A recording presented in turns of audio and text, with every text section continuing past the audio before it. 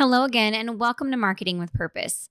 This is Monica Pitts, and today we are going to experience yet another first together.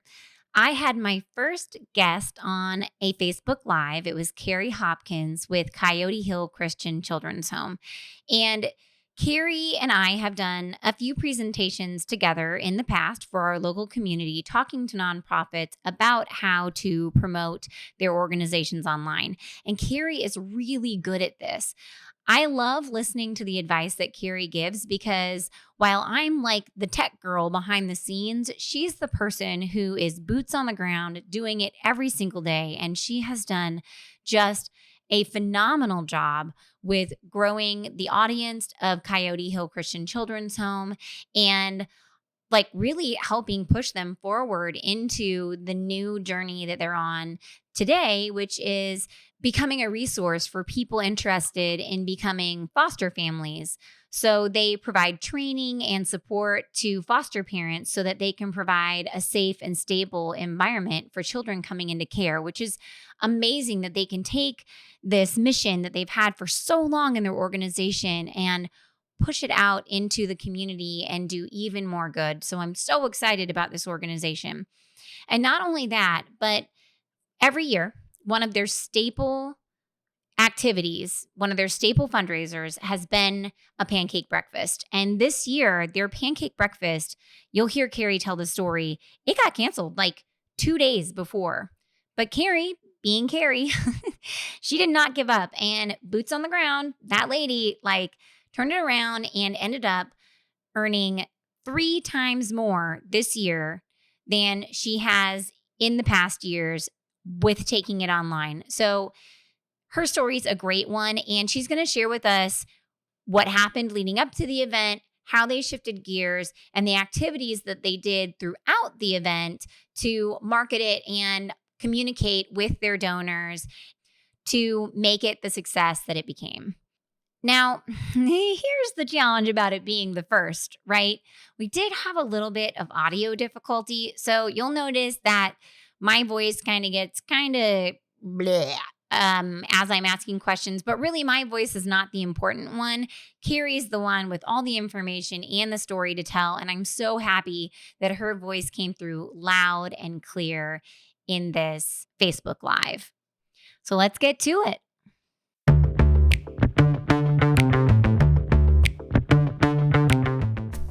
If you're a natural-born marketer, you're one lucky son of a gun. If you're like most people, marketing, especially online marketing, is about as appealing as standing in a police lineup. The May Create team of creatives has transformed websites and digital marketing from craptastic to fantastic since 2005. Our podcast, Marketing with Purpose, makes sense of marketing so you can make purposeful decisions instead of carrying on with the same old crap you've been doing. And now your host, Monica Pitts, founder of May Create, with another episode on how to make your marketing not suck. Now, before I replay this really awesome conversation, I want to remind you that you can go out and actually watch the Facebook Live video if you like. You can go to podcast.maycreate.com. We have a link to the video. And if you feel like you would experience this better with the visuals, then please go on out and join us that way. Now, also, if you are planning your own online giving event and maybe you're short on time, tech, or creativity, you can read Carrie's story along with others in our 14 Tech Easy online fundraising event ideas. We found all kinds of amazing success stories and ideas from our nonprofit community, and we pulled them together to give you inspiration. And hopefully you can take a glance at this, find one that you can wrap your head around, and put it into action for your nonprofit. All right, let's listen to Carrie's story about how she pivoted on a dime, took her fundraising event online, and earned 3 times more than she did in previous years. So, hello, everybody. I'm really excited to have Carrie as our first guest appearance on our Facebook Lives. She's so super smart, and I've actually had the opportunity to do a few educational talks for our community together for the nonprofit community with Carrie, and I always learn so much. whenever you tell your stories and explain to people how to do things. So it's great because, you're kind of like the boots on the ground development person, and I'm just like this weird tech person running around in the background helping people. So I love your actual knowledge. And yeah, so you're the development force behind Coyote Hill Christian Children's Home. What's really crazy is when I very, very first started my career in marketing, like 17 years ago, my first nonprofit fundraiser was a golf tournament for a company that I worked for that I was like building websites and doing marketing for. And the proceeds from that golf tournament went to buy computers for Coyote Hill. And I didn't even realize that until the other day. And I was like, wow. So Larry has definitely been on the forefront of technology for a long time, right? Yeah. So I'd love to start off by having you tell us about Coyote Hill and your role there, And let us know how you went from college graduate to amazing chief development officer. Well, it took a lot of work and a lot of years. So I started at Coyote Hill fresh out of college 11 years ago. Did not know I wanted to be a fundraiser, but I knew I wanted to work for kids on behalf of kids. And Coyote Hill was just a wonderful place. From the first visit there, I was pretty in love with it, and said yes to a job I wasn't sure of where it would go, what I would be doing. Mostly I was going to coordinate volunteers and plan kickball tournaments is what I thought in my mind. And I did a little bit of that. But then quickly I learned um, more of the nuts and bolts of fundraising and just really immersed myself in as much learning and research that I could about fundraising through both our local association of fundraising professionals, as well as any online blogs and anyone who was talking about nonprofit communication to asking a donor for a certain amount of money. I was reading it. And I just really fell in love with the ministry at the same time. And so it became something that I didn't want to leave. I wanted to keep going because I got to see so much growth too with the organization. We have grown just exponentially in these past 11 years. And so it's been a lot of fun to be a part of. Now you were just Coyote Hill Christian Children's Home, and now tell us about like your new adventure. Yeah, 2020 was a big year for us because we launched our foster care services program for the first time. And so we started licensing and training and supporting foster parents in the community.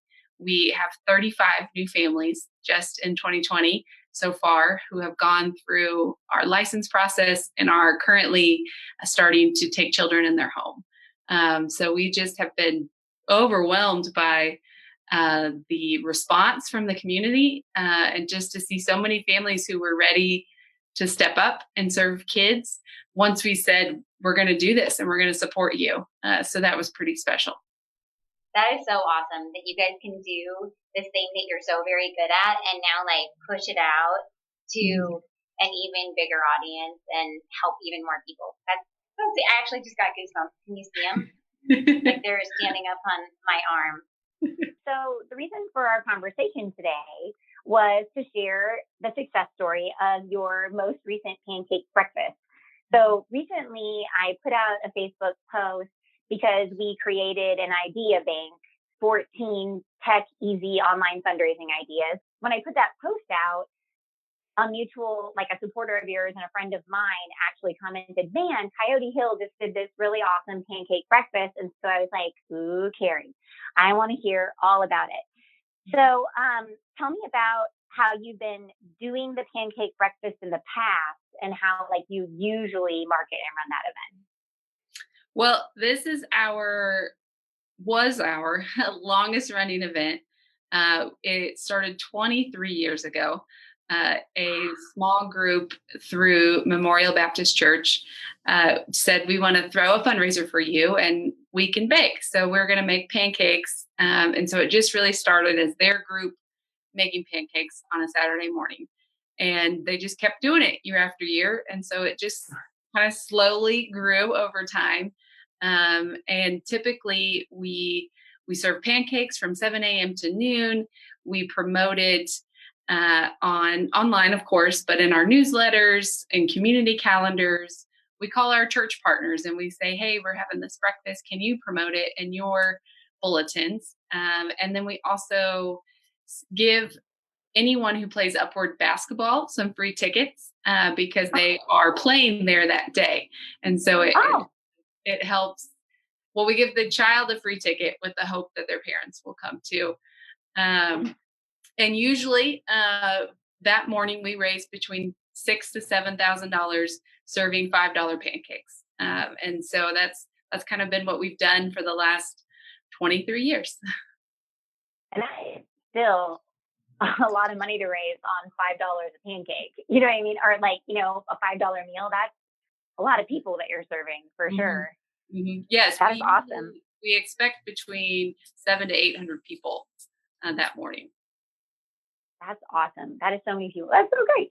Okay, so then, but this year was different, right? So tell me the story of how you what happened, and then how you turned it on its head and moved forward.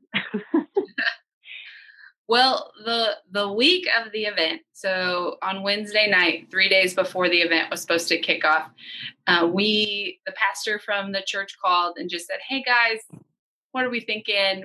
Things are starting to shut down. There's starting to be greater concern. And we thought, we're this far, we can get it in, really before things need to close. We'll be safe. We can order individual syrup containers. So we'll make it work. And then that night, the NBA shut down. So it kind of signaled to the rest of the world, you should probably shut down too. And so Thursday morning, 2 days before the event, we said, no. We just said, no, we can't do it. We don't feel good about it. So we had to quickly pivot. And a lot of brainstorming started at that point on Thursday morning. Whoa. Okay. So, where's my next question here? So what, if anything, did you do differently this time to promote it? So in the past, you were reaching out to your church partners and, doing some stuff online, but what did you do this time?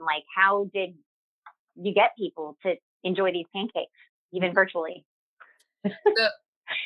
So Thursday, we brainstormed all the different ways we were going to reach out and communicate this message. So we updated our website event and said, really, first we crafted our statement, what we were going to say.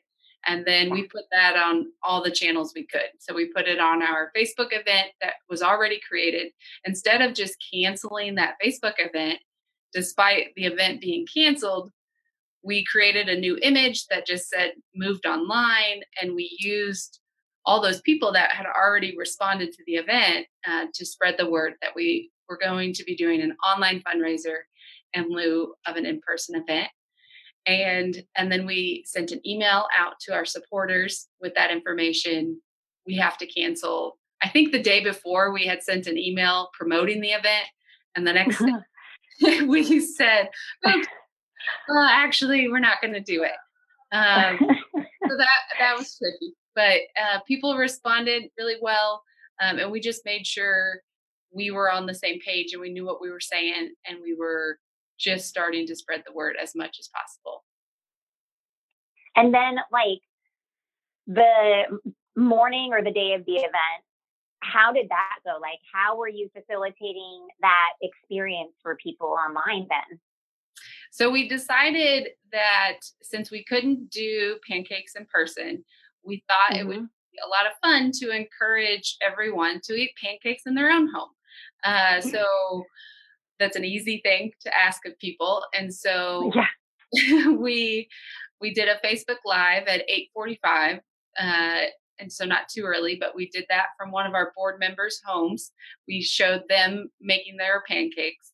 And then we encouraged people to use the hashtag we created, which was just I want pancakes, and share their photos or videos of their families enjoying the breakfast while also supporting Coyote Hill that morning.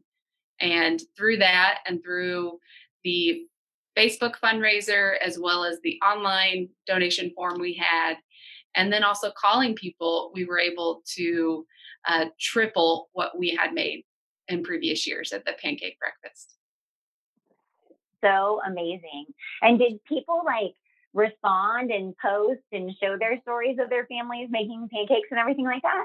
They did. They did. I think that was one of the coolest things is they used Facebook, Twitter, and Instagram to share. And we had meaningful connections with major donors who were with their grandkids making pancakes Yay.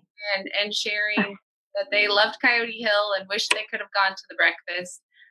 So it really was neat because we had meaningful connections with people and got to interact with them online that day, really throughout the whole day as they posted their own family photos.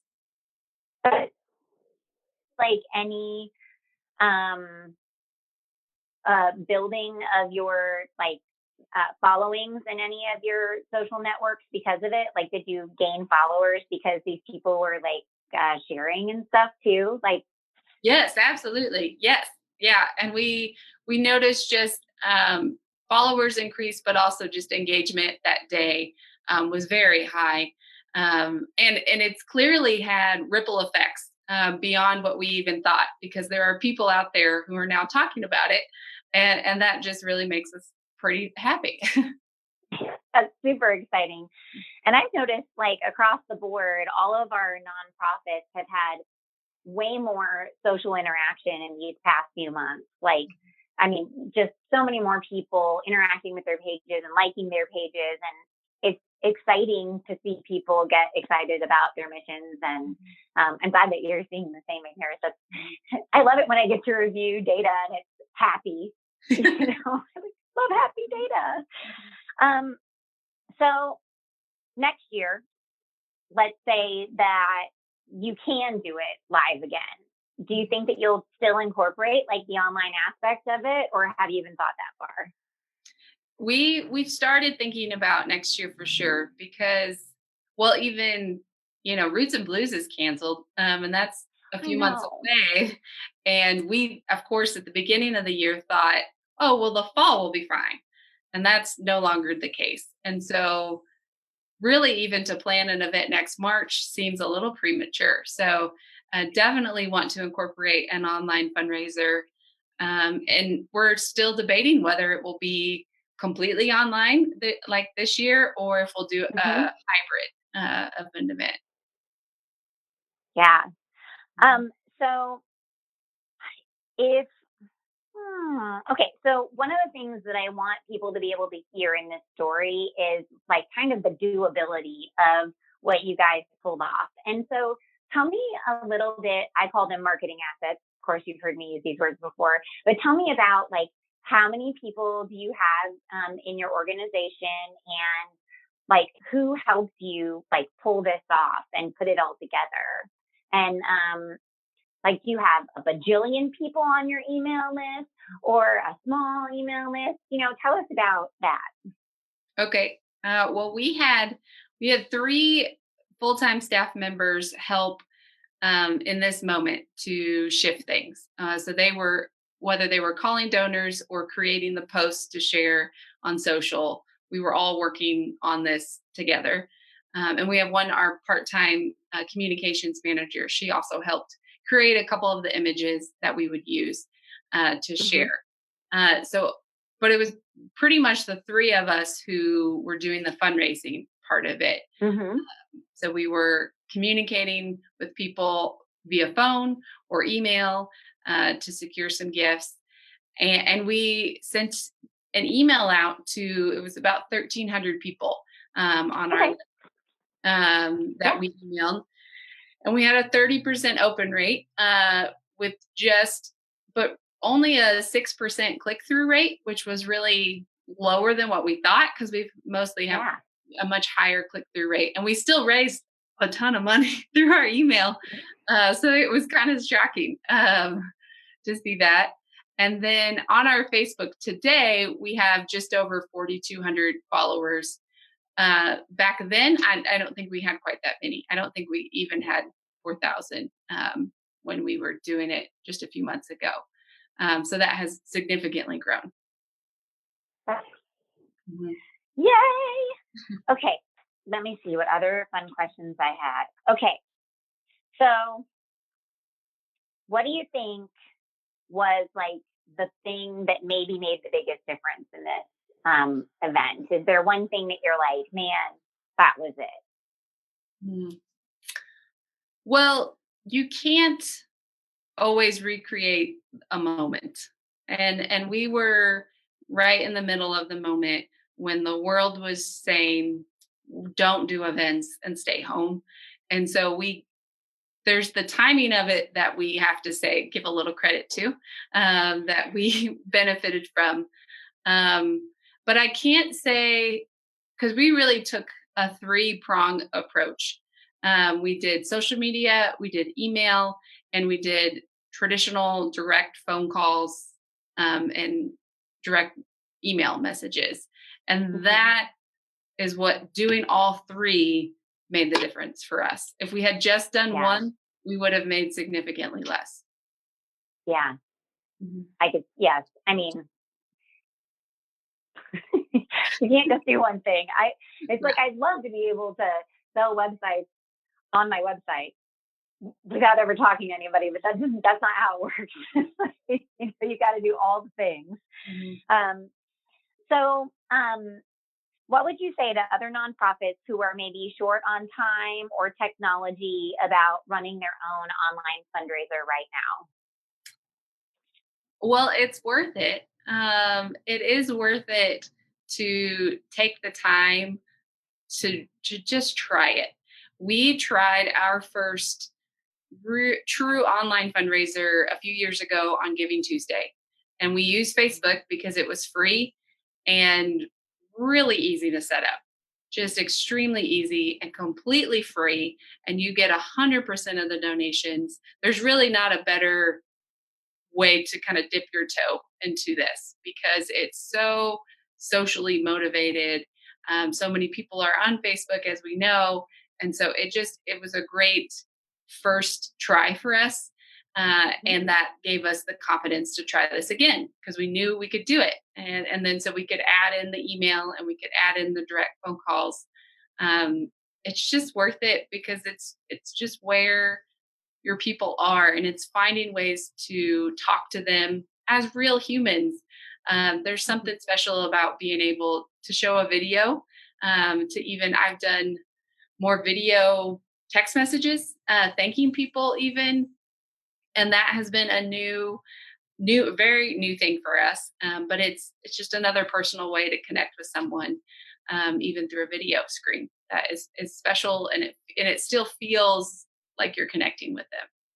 Yeah. And I mean, when you do your videos to thank people, are you just like doing them with your phone or do you have like lots of fancy equipment? Mhm. Oh no, I don't have lots of fancy equipment. I am not a videographer by any stretch. But our phones are for us. And so yes, I just hold my phone and I do a quick less than a minute, usually a story of why their gift matters. And it means a lot to people. That's awesome. I love to know that you're just using what you got and you're just plowing ahead Mhm. doing it. Last night I was doing a Facebook Live in my basement with my cell phone propped up on a toilet paper roll with a pair of scissors inside of it. So it was at the right height to record my face. I was like, well, I mean, I'm a problem solver. Yes, I think so. Yeah, and I think being just like you said, just being willing to try it. You don't have to be they aren't expecting you to be an expert. So it's fun to try. And sometimes when you're too shiny and too polished, it doesn't seem quite right. It doesn't seem as authentic. So I say go out there and give it a whirl. I mean, I feel like sometimes the more awkward you are, the more endearing it is. Yes, I think so. Okay, so those are all the questions that I had for you. So thank you so very much for coming and experiencing this first interview Facebook Live with us. Will you tell everybody where they can learn more about Coyote Hill or where they could go donate? Yes, our website is just coyotehill.org. And of course, we're on all the social platforms. So you can follow us on Facebook, Instagram, or Twitter, where we share stories of impact, just stories of kids' lives being changed, stories of foster families just starting out. We love to share those stories, and we'd love if you'd follow us. Man, I'm telling you too, if you're a nonprofit and you want to see it done really well, you should check out their feed, because I send people over there all the time, because I'm like, these people know how to communicate and how to tell a story. And I love it. I love it when you post pictures of things like, this is the beginning of the basketball court. And it's just rocks.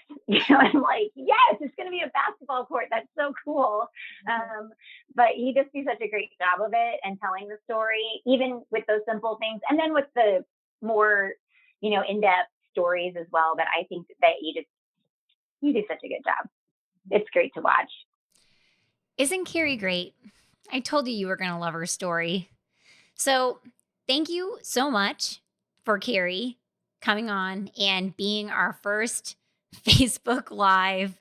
I don't want to call her a victim, but tech supporter, right?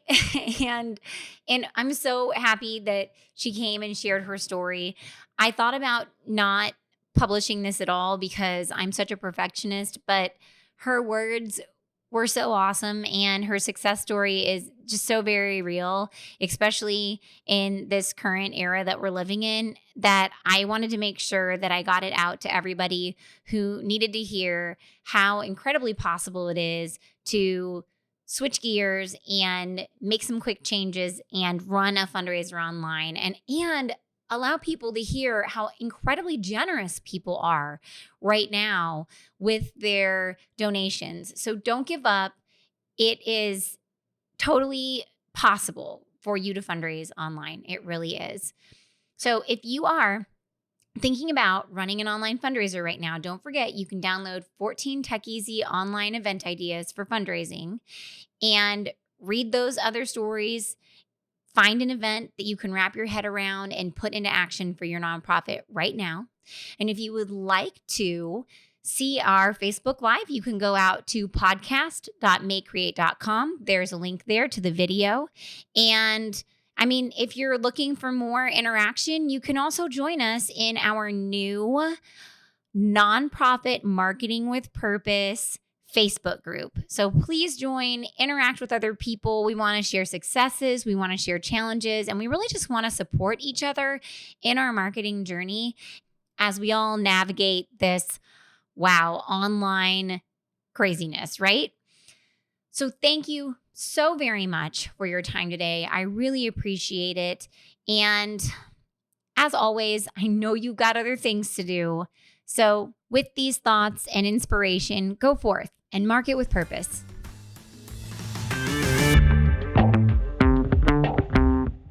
Thanks again for listening to Marketing with Purpose. Head over to maycreate.com, MAYECREATE.com. Yeah, you heard me right, MAYECreate.com for podcast notes and more resources to grow your business. Don't let your marketing suck. Get your pride on, market with purpose.